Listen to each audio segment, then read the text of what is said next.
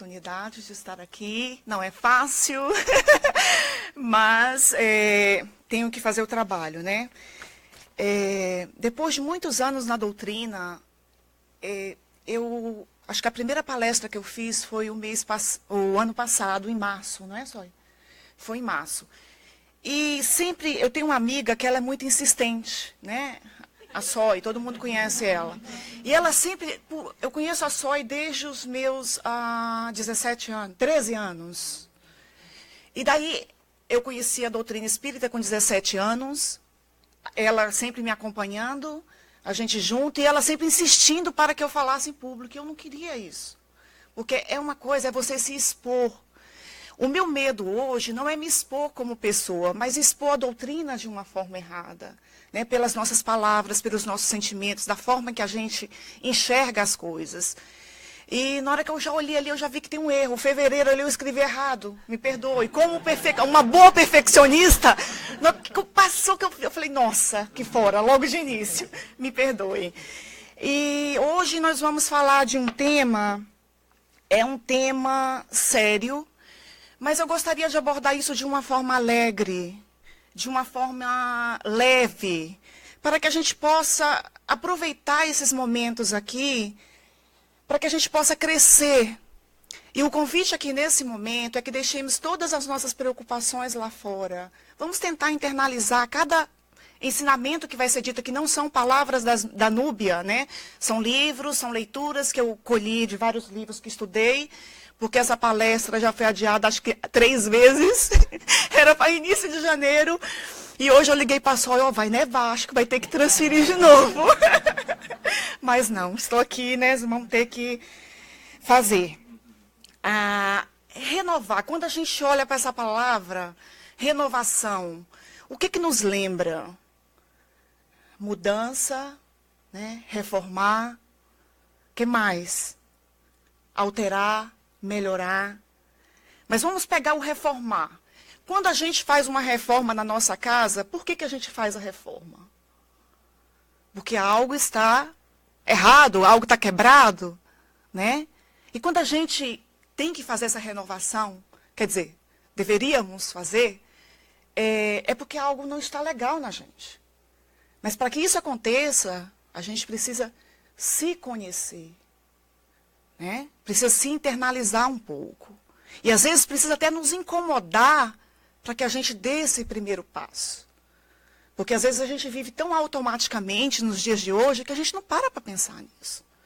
Né? As dores vêm, a dor de cabeça, o estresse, o trabalho, porque eu tenho que ganhar mais dinheiro, porque eu tenho que mudar de carro, porque eu tenho que comprar uma casa.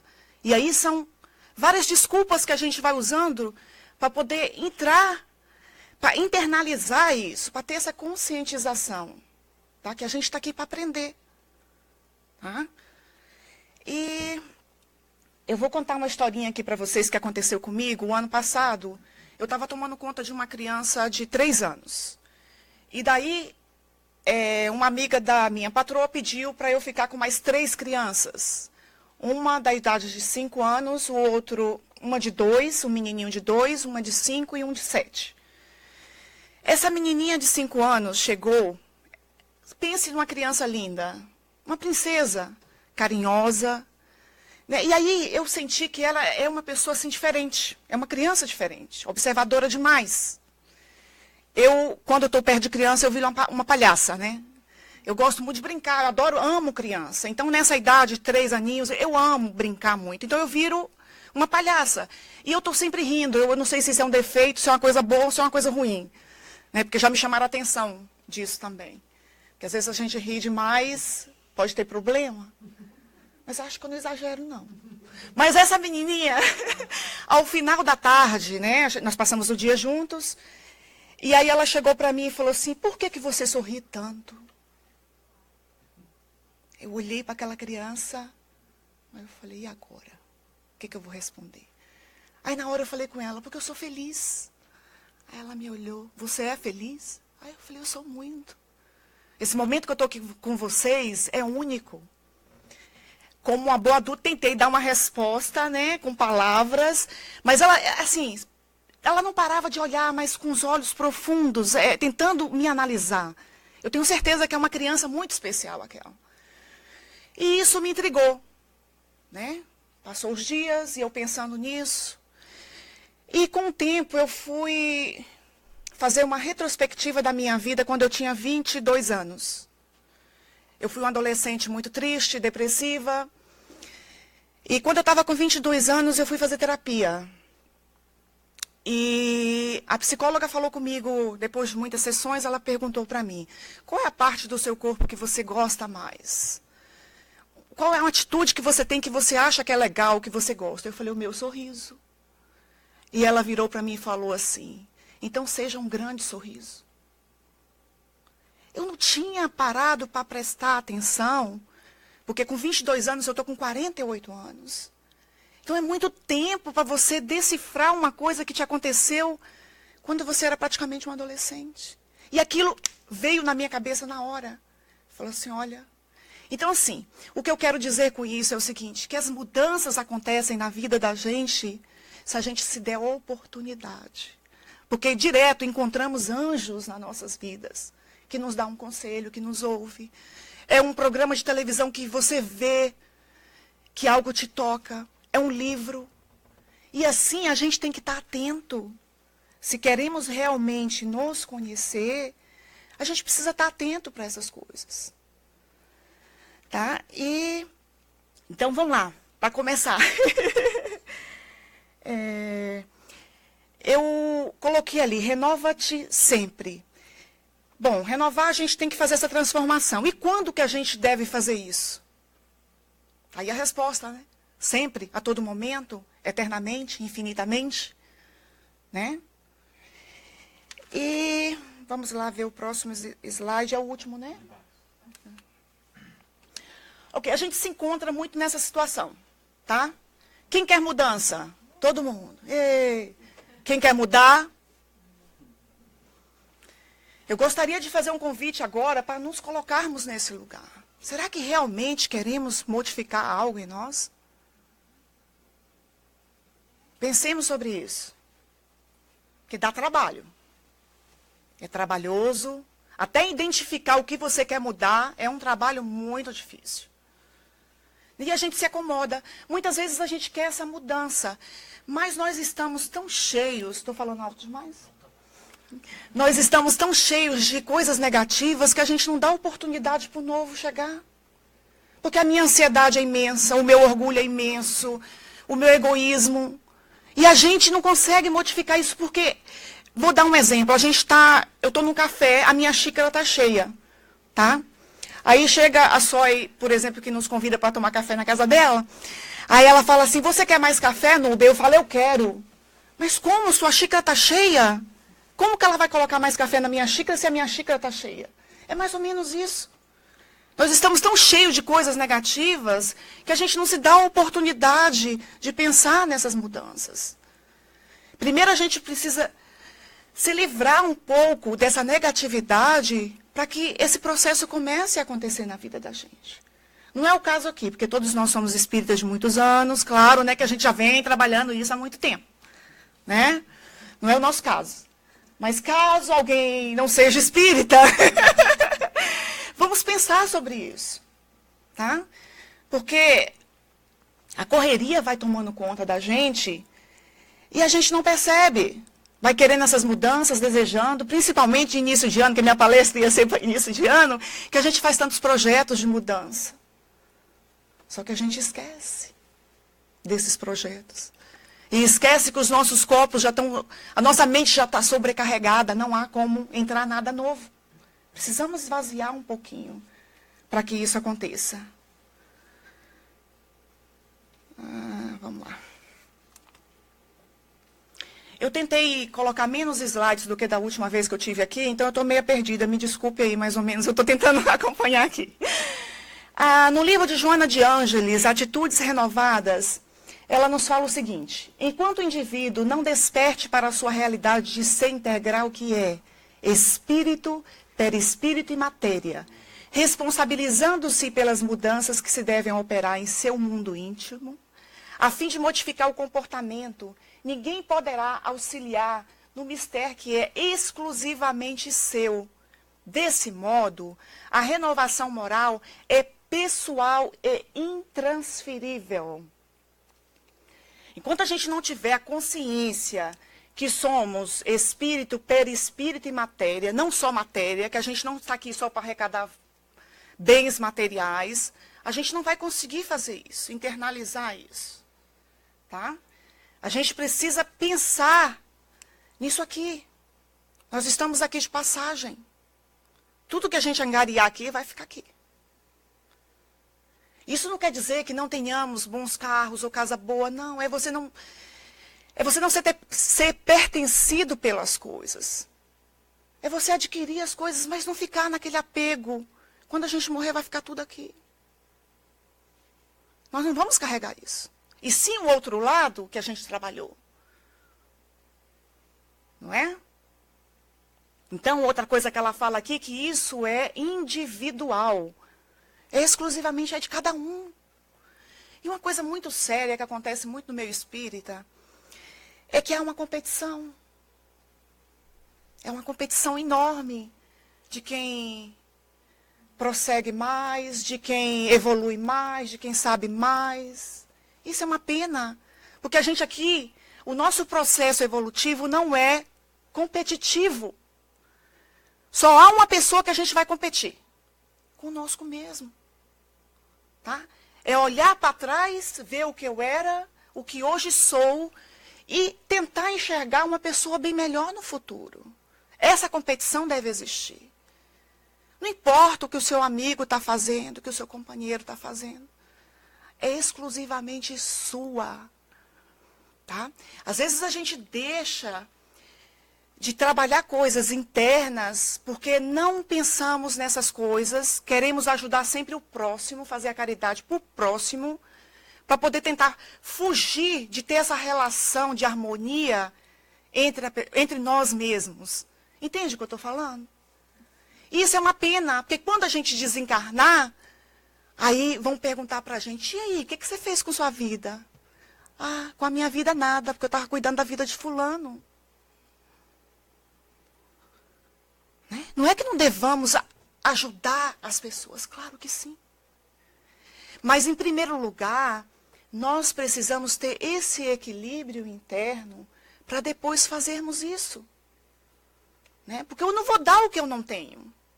Se o meu desequilíbrio é tão grande que dentro da minha casa eu grito com meus filhos, com meu cachorro, com meu marido, e de repente alguém me liga para fazer uma caridade, eu vou correndo fazer essa caridade para tentar ajudar a pessoa, e não cuidar disso em mim, a minha vibração, nós tivemos palestras maravilhosas as semanas todas que, só mudando um pouquinho de assunto.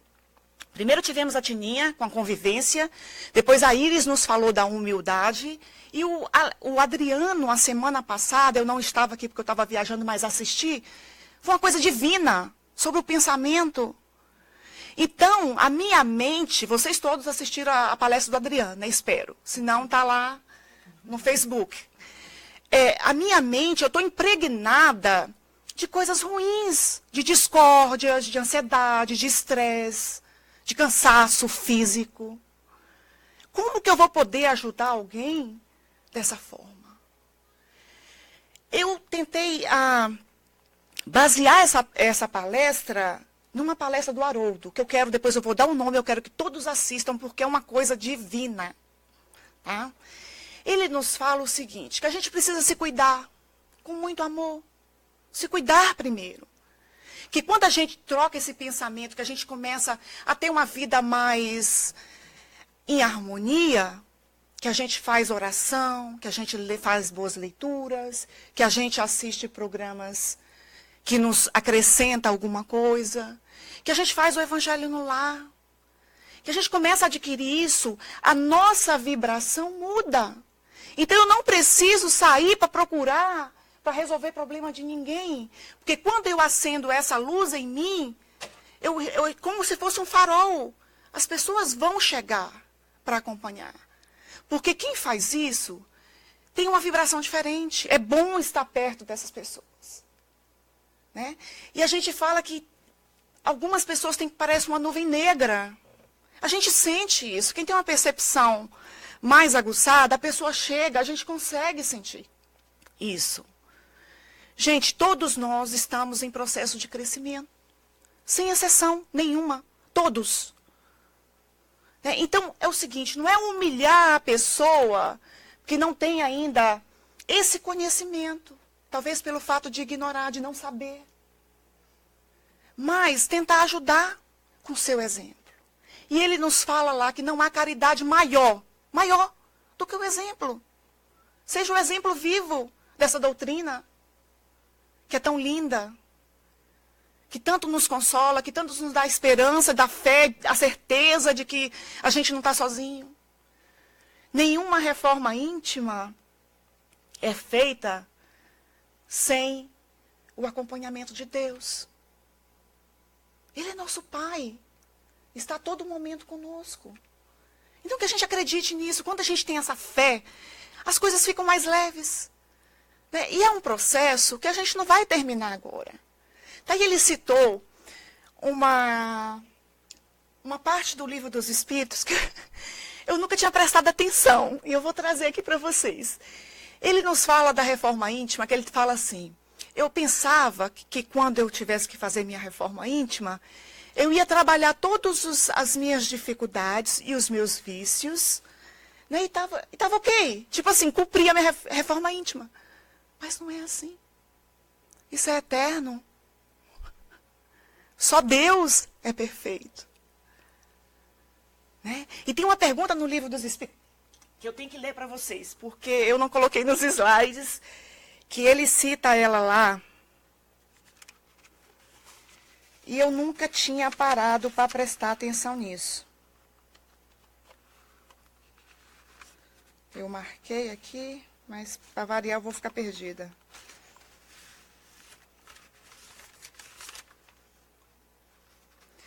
Ok, então estamos lá, a gente trabalhando nessa reforma íntima, né? Incessantemente, todos os dias, tentando ver os defeitos que a gente tem, os vícios, né? Não bebo mais, não fumo mais, a minha vida sobre o sexo não é desregrada. E aí a gente vai pensando dessa forma. Aí tento trabalhar os meus defeitos, que são muitos. Mas aí a gente começa também a perceber isso, né? Vem uma invejinha, a gente tenta mostrar ali a inveja que você está sentindo, tenta trabalhar isso e tal. Então a gente pensa que quando a gente fizer tudo isso, tá ok, né? Então estou quites com a minha reforma íntima. Tenho uma péssima notícia para vocês. Péssima. Aí Kardec, com sua sabedoria, pergunta para os espíritos: postos de lado os defeitos e os vícios acerca dos quais ninguém se pode equivocar, qual o sinal mais característico da imperfeição? Ok, detectei os meus vícios, os meus defeitos, e aí? Não é só isso. O que está por trás disso? Vocês já tinham visto essa pergunta no Livro dos Espíritos? Ele já. Eu fiquei de cara com a inteligência de Kardec. Não é só isso, olha só o que os espíritos respondem para ele. O que está, né, atrás disso? O interesse pessoal. Frequentemente, as qualidades morais são como, num objeto de cobre, a douradura que não resiste à pedra de toque. Pode um homem possuir qualidades reais que levem o mundo a considerá-lo homem de bem. Mas essas qualidades, conquanto assinalem um progresso, nem sempre suportam certas provas, às vezes basta que se tira a corda do interesse pessoal para que o fundo fique descoberto. O que ele está querendo nos dizer com isso? Que além desses defeitos e desses vícios, que talvez alguns possam trabalhar em uma encarnação, que eu acho meio difícil, né, verdadeiramente, existe esse interesse pessoal. Porque até o homem de bem que ele cita ali, uma pessoa que é íntegra, que tem uma vida honesta, né? Aquela pessoa, quando tocada nesse interesse pessoal dele, ele vai explodir algo nele que ele desconhece. Então, o que eu quero dizer é o seguinte, que é muito mais além. Tá?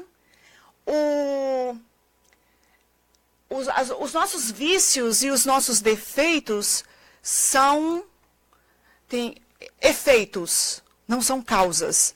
O que a gente tem que fazer quando fazemos a reforma íntima? A gente tem que ir na raiz do problema. É como se fosse apagar fogo, apagar um incêndio. Toda vez que eu vejo um vício, eu vou lá e apago o incêndio. Né? Quando eu venho um defeito meu, eu vou lá, apago o incêndio.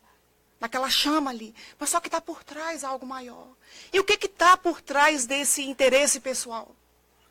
Quais são as duas chagas da humanidade? Orgulho e egoísmo. O orgulho é essa coisa de a gente se achar mais do que a gente é. Muito mais.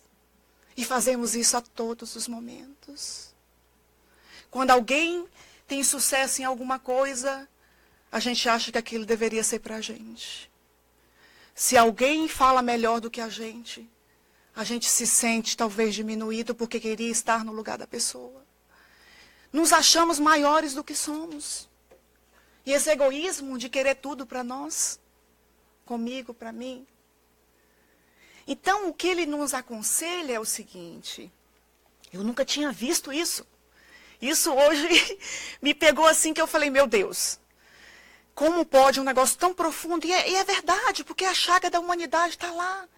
E a gente já fica apagando foguinho aqui, foguinho ali, e vamos perdendo encarnações e encarnações por apagar fogo. A gente tem que ir lá. Que ele chama de estrutura. É a estrutura. Se a gente tem problema na estrutura, nossa casa não está segura.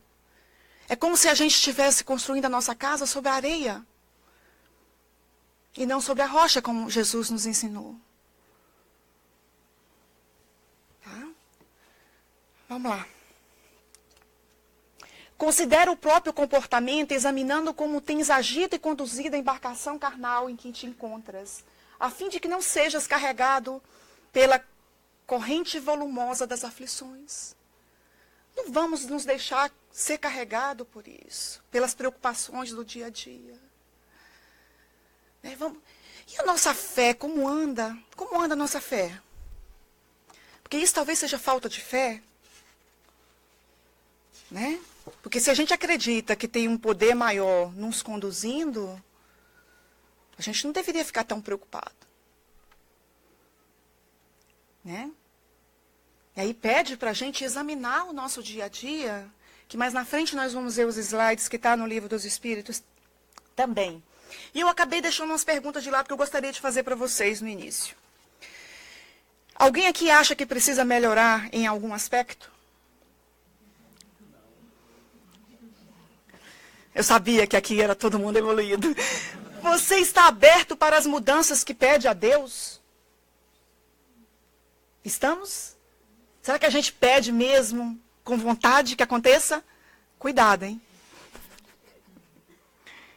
Você costuma refletir sobre a sua forma de viver ou simplesmente vive?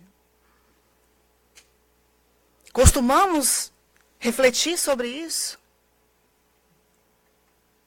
No nosso dia a dia? Sabe aonde seus passos o conduzirão ou simplesmente caminha? Quantos de nós, mecanicamente, acordamos, vamos para o trabalho? A gente não pensa em nada, não agradece por estar vivo, por estar respirando. Decide conscientemente a direção que toma ou apenas segue de maneira quase automática? A gente está tomando decisão na nossa vida, gente, onde a gente quer chegar. Talvez com coisas materiais. E a outra parte? Que deveria ser a principal, que o resto é consequência. Reflete bem sobre o que diz ou solta as palavras como uma metralhadora que dispara projéteis. Isso é um perigo.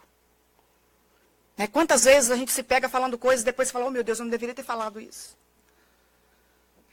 Porque foi criado lá, lembra do Adriano novamente, no pensamento. Que a gente não está vigiando. Que a gente está deixando entrar tudo que vem.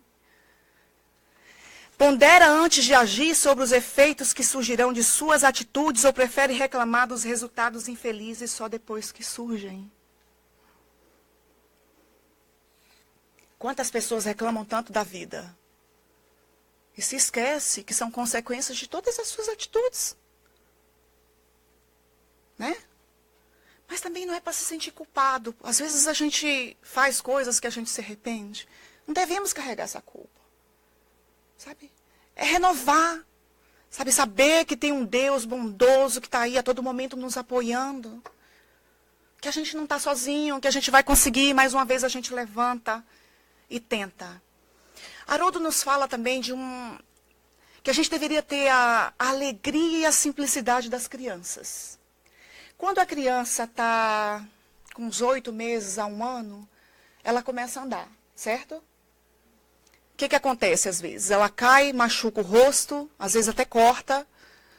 Aí essa criança levanta, chora bastante por 10 anos, faz terapia por 12, e daí não consegue, nunca mais tenta andar. É assim que acontece com a criança?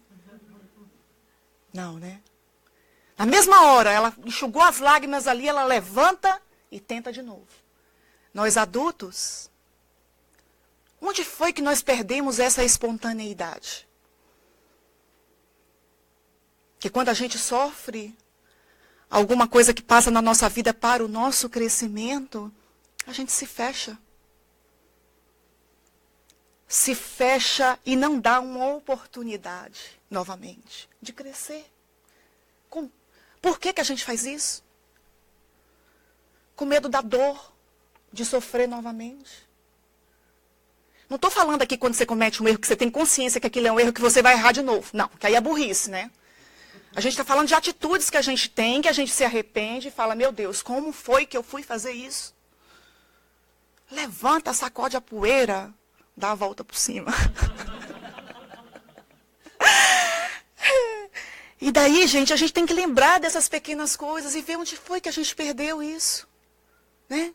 Tentar novamente. Por que não? Estamos aqui em aprendizado.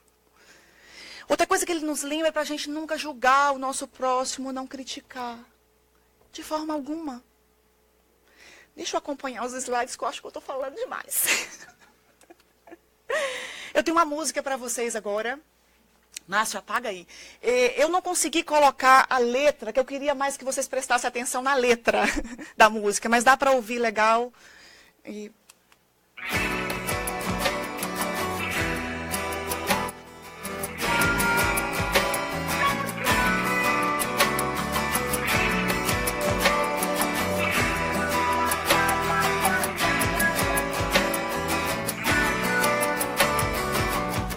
Olhe pra dentro de você, o que busca encontrar, além do que pretende ver, só não vai se enganar. Olhe pra dentro de você, não vai se sabotar, fingindo ver o que não viu, só pra se agradar. Olhe pra dentro de você e queira interrogar ao que pretende de você, ao que pretende da vida. Só não queira julgar que é maior do que vencido, que devia ser o seu caminho é maior que a imensidão. Não tente calar a voz de Deus que confia em você, só te pede pra deixar teu andar, encarar teu maior inimigo que é você. Pois quando mente pra mim, só engana você. Quando mente pra Deus, só engana você. Quando mente pra vida, só engana você. E é você que mais retarda o teu andar.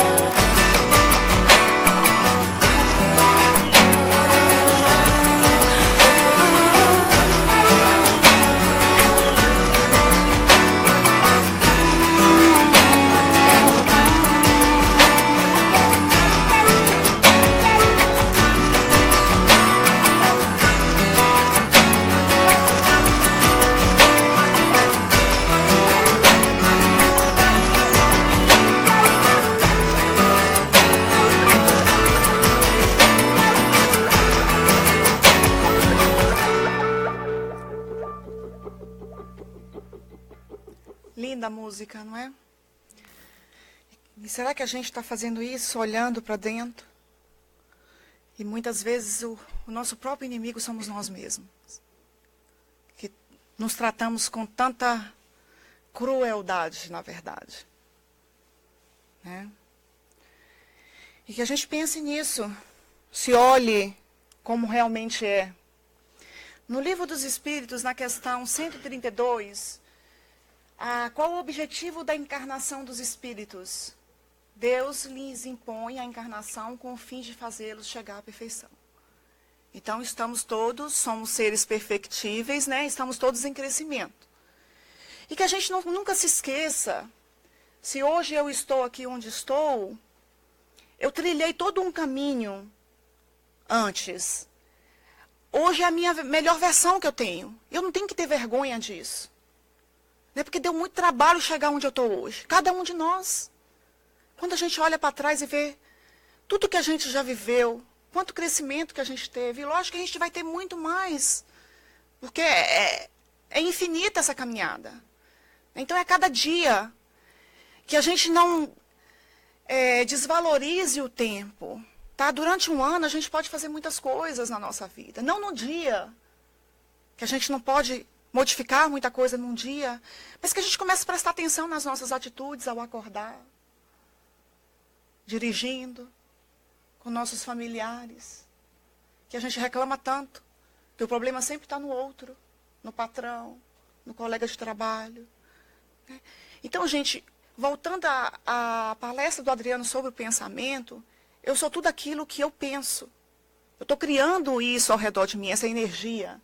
Então, vamos cuidar disso, para que a gente seja uma pessoa mais leve. Né? Boas leituras, preces a todo momento. Haroldo, chega a ser até engraçado, porque ele fala de manhã, quando você acordar, faz prece. Meio-dia você vai almoçar, faz prece. Você vê que está chegando aquela tristezazinha, presta atenção, faz prece, mais prece. E é verdade. Porque a gente vai mudando esse campo vibratório. E às vezes essa tristeza vem e a gente não sabe nem de onde. Porque a gente está tão atarefado com tantas coisas para fazer. E a gente não sabe de onde vem. Então, a forma que a gente está vivendo, gente, escolha nossa. E quem tem uma doutrina como essa, né? Isso é um presente de Deus para a gente. Que nos faz raciocinar, ter esperança de dias melhores. Eu sempre tenho a esperança comigo que pode estar acabando o mundo. Eu falo, não, amanhã vai ser melhor do que hoje. Né? E a gente tem que acreditar nisso. E não cruze os braços, não. Trabalha para que isso aconteça. Né? Às vezes é difícil a gente sozinha, pede ajuda. Né? Coloca o nome ali na caixinha de vibração. E assim a gente vai caminhando, a vida vai ficando mais leve. Não é tão difícil viver. Só que a gente não pode perder o foco das coisas. Porque a gente se distrai com uma facilidade imensa. São muitas distrações, não são? A ação dos seres corpóreos é necessária à marcha do universo. Continuando a resposta da pergunta lá. Deus, porém, na sua sabedoria, quis que nessa mesma ação eles encontrassem um meio de progredir e de se aproximar dele. Se aproximar dele. Deste modo, por uma admirável lei da providência, tudo se encandeia, tudo é solidário na natureza. Que é um exemplo maior para a gente observar a natureza. Né? A natureza nos fornece de forma constante excelentes lições.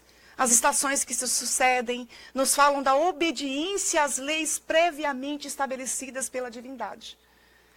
E às vezes a gente acha que a gente está solto no mundo ao léu, que não tem uma força maior por trás disso.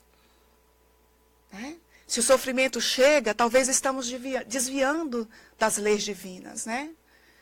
Aí aperta ali o calo, a gente volta. Né? Sem sentimento de culpa, é só voltar. Se perdoando, se aceitando como é. E aí a gente vai caminhando.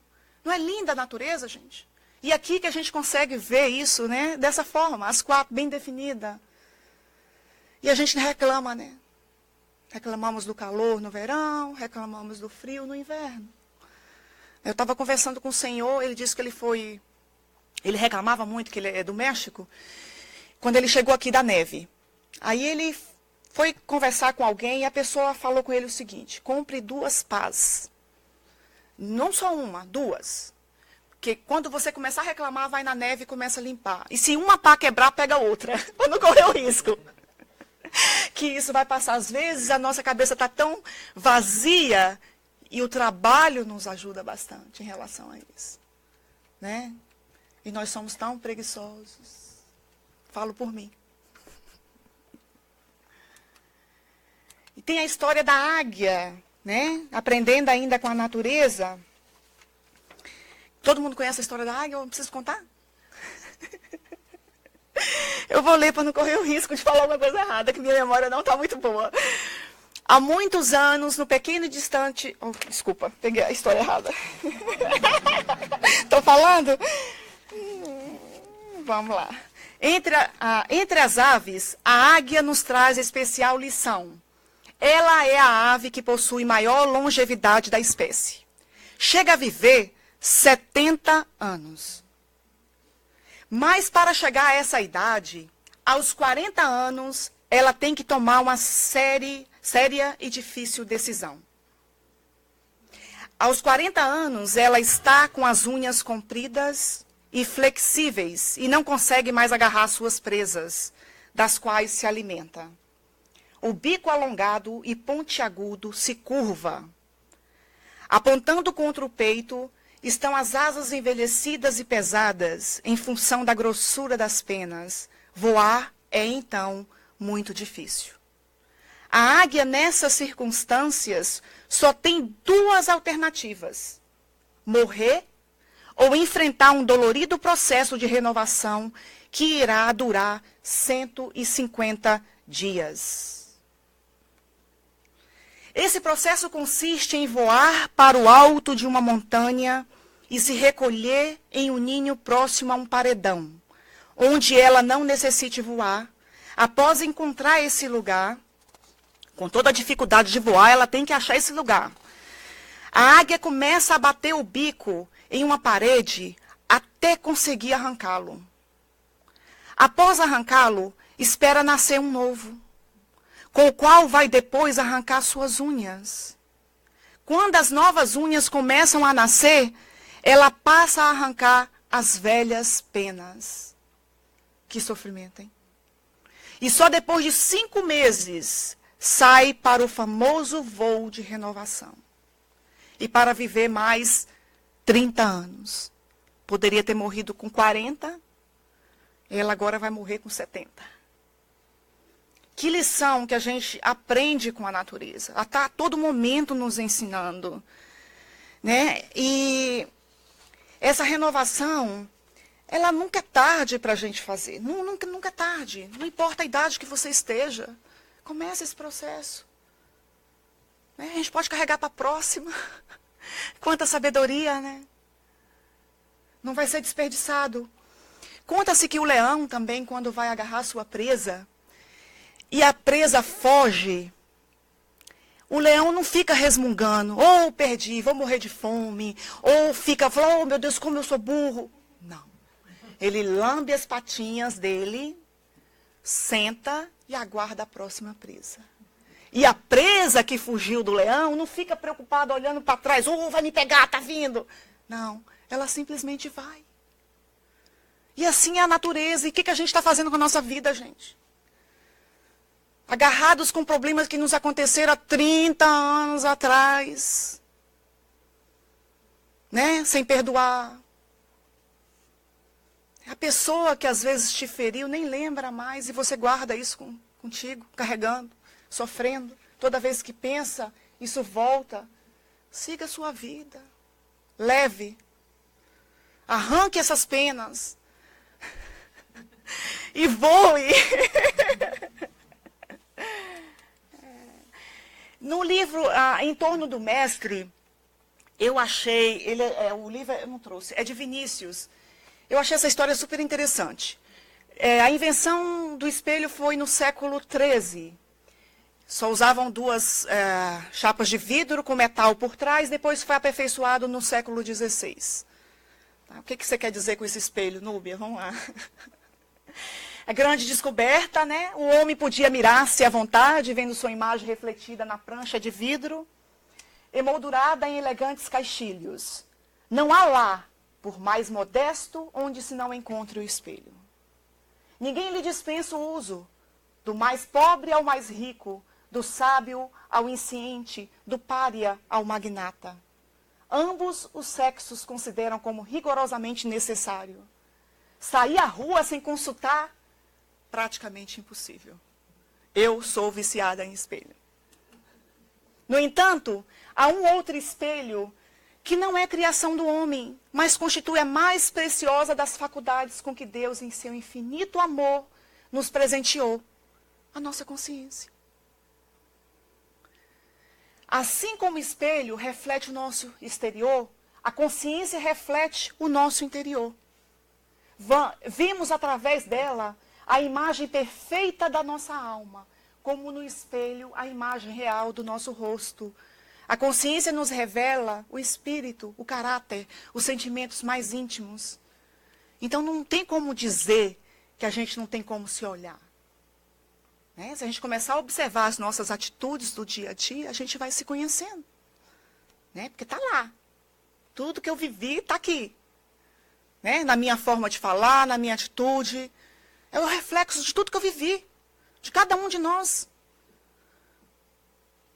E a gente está utilizando isso? Não será insânia cuidarmos com tanto zelo do corpo que perece, olvidando o espírito que permanece? Se consultamos o espelho no que respeita à beleza do corpo, por que não consultamos a consciência no que concerne à beleza da alma? Se obedecemos aos reflexos do espelho, corrigindo aquilo que não gostamos, por que não fazemos o mesmo com a consciência, sempre que ela acuse as falhas do nosso interior?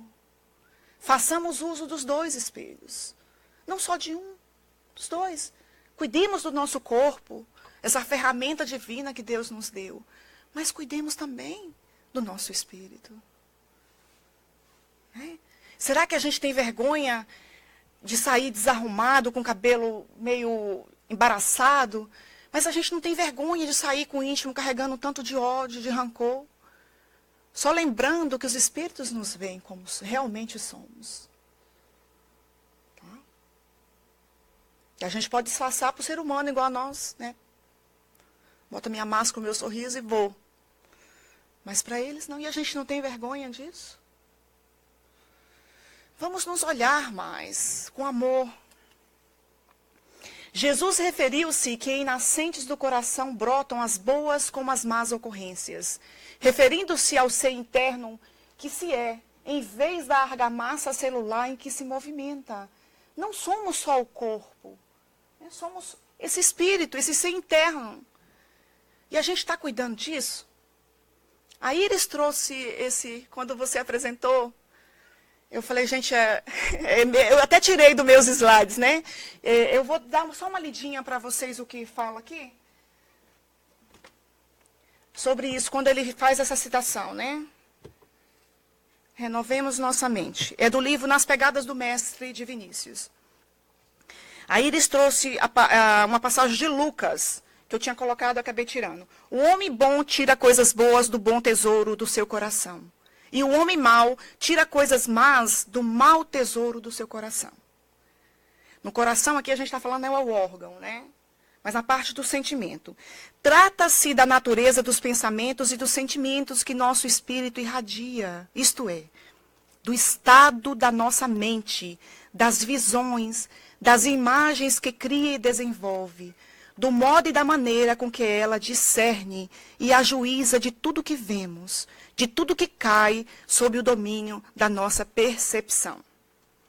E aí eu pergunto para vocês, que espécie de pensamentos engendramos?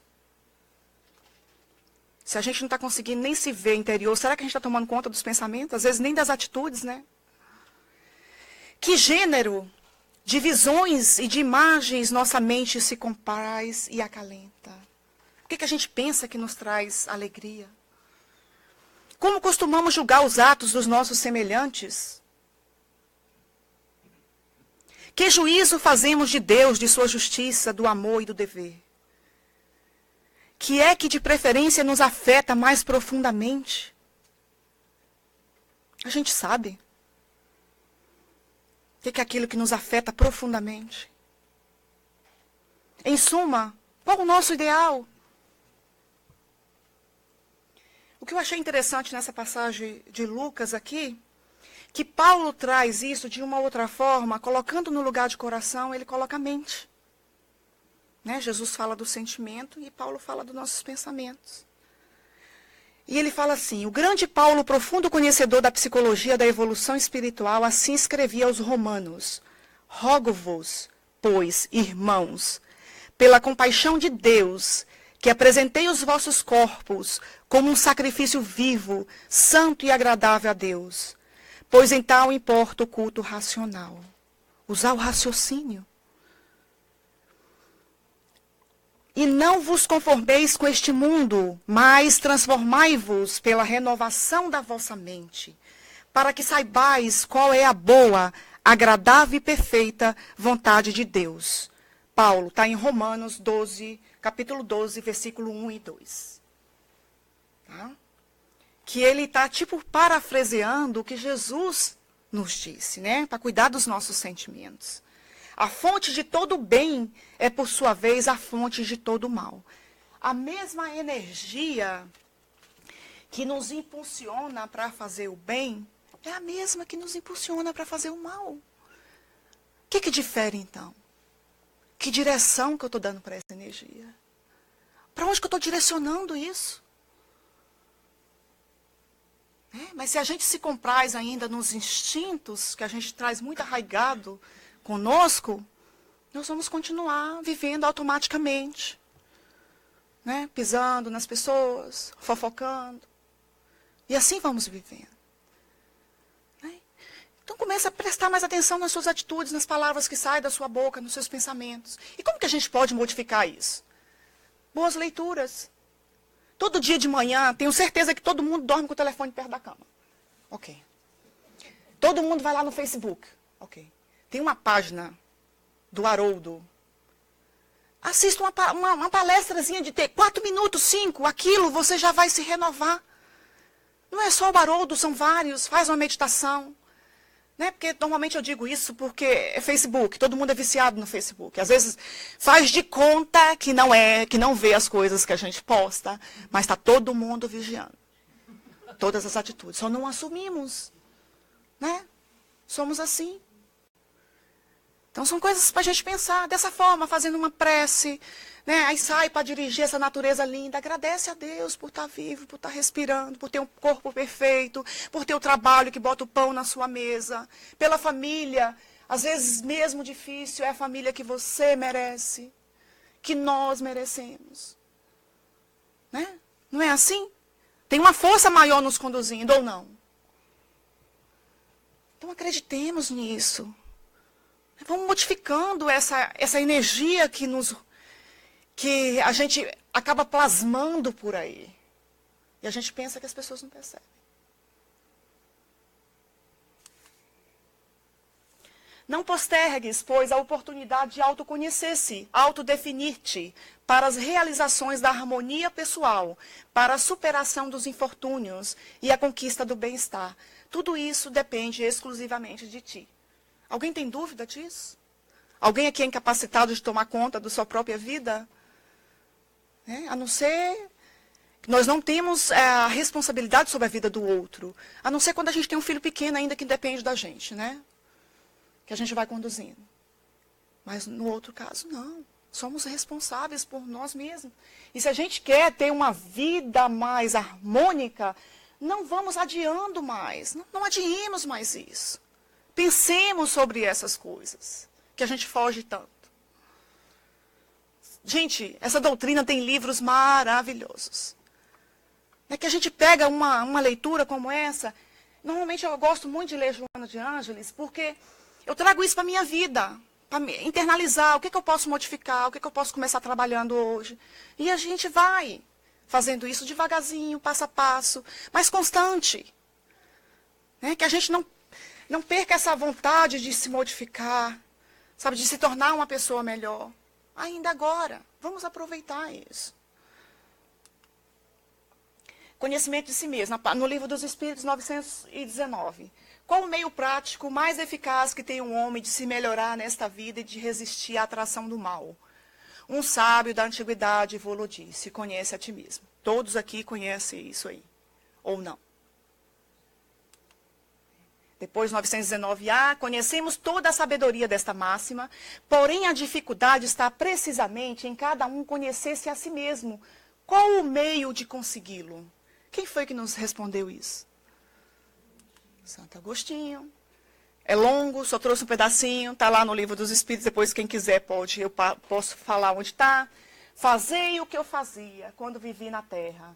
Ao fim do dia interrogava a minha consciência, passava revista ao que fizera e perguntava a mim mesmo, se não faltara algum dever, se ninguém tivera motivo para de mim se queixar.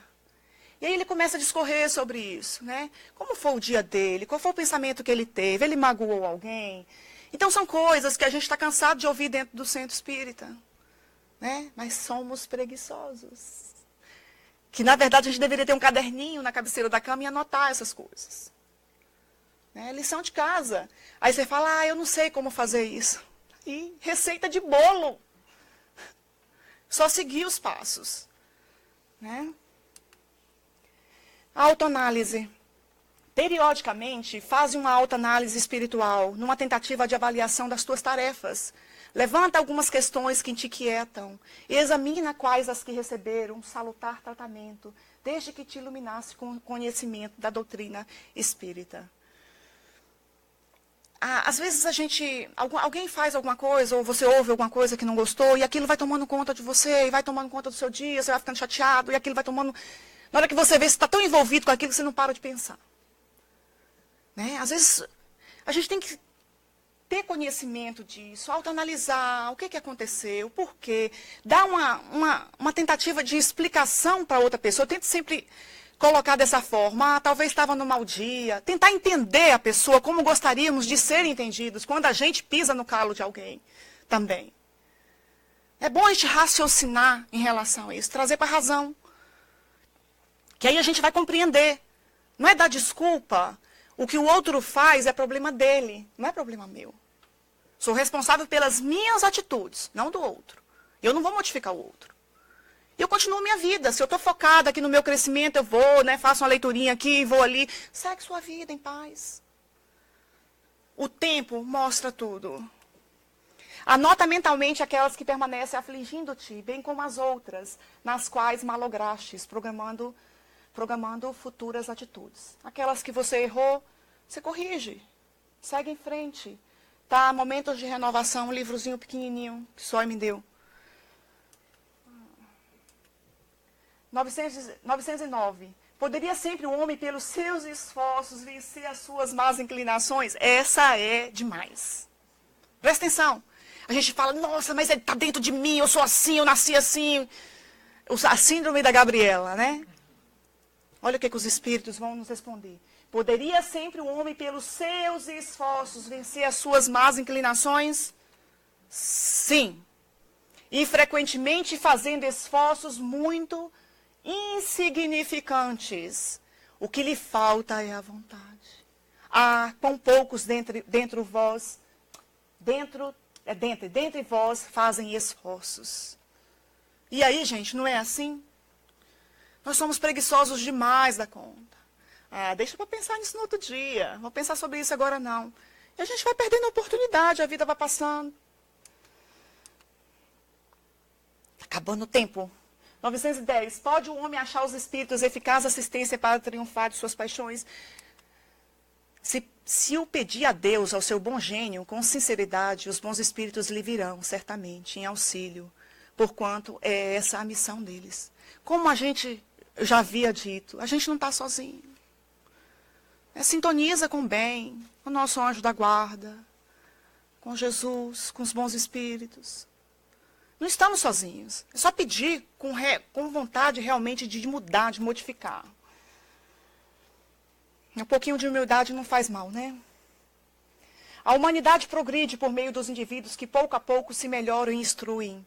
Quando estes preponderam pelo número, tomam a dianteira e arrastam os outros. De tempos a tempos surge no seio dela homens de gênio que lhe que lhe dão um impulso, vêm depois como instrumentos de Deus, os que têm autoridade, e em alguns anos fazem-na adiantar-se muitos séculos. Sempre vem alguém, um espírito bondoso, encarna para poder nos ajudar, né? Trazem livros maravilhosos, citando aqui o Chico, por exemplo, né? Que nos impulsiona, os livros de Divaldo que tanto nos ajuda, e aí vai. 911, não haverá paixões tão vivas e irresistíveis que a vontade seja impotente para dominá-las? Normalmente, é a mesma coisa, há muitas pessoas que dizem, quero, mas a vontade só lhe está nos lábios. Quando o homem crê que não pode vencer as suas paixões, é que seu espírito se compraz nelas, em consequência da sua inferioridade. Compreende a sua natureza espiritual aquele que as procuram reprimir. Então, a gente quer da boca para fora, mas internamente é muito fácil eu ficar na minha zona de conforto. Porque para me modificar, eu tenho que enfrentar, fazer sacrifícios. Porque essa é a dor. É a dor de segurar a minha língua quando alguém vem falar mal de alguém, que eu sei algo. É aquela dor de você segurar aquilo. Isso é crescimento. Essa é a dor que a gente fala na doutrina espírita. É de você se render, de se segurar, né? E a gente tem que ter cuidado com isso. Eu acho que eu tenho que parar. Acho não, tem. Só tem um pouquinho, que eu quero deixar só vocês com isso aqui. Falei demais hoje. E um dia, talvez, nós seremos o Paulo, né? Que eu queria falar um pouquinho da coragem moral do Paulo, que é um exemplo dentro da história divino, lindo, da sua modificação. E um dia, talvez, nós falaremos também isso. Fui crucificado com Cristo, assim já não sou eu quem vive, mas Cristo vive em mim. A vida que agora vivo no corpo, vivo-a pela fé no Filho de Deus que me amou e se entregou por mim. Um dia falaremos isso. Não nessa encarnação, mas um dia. Muito obrigada pela atenção.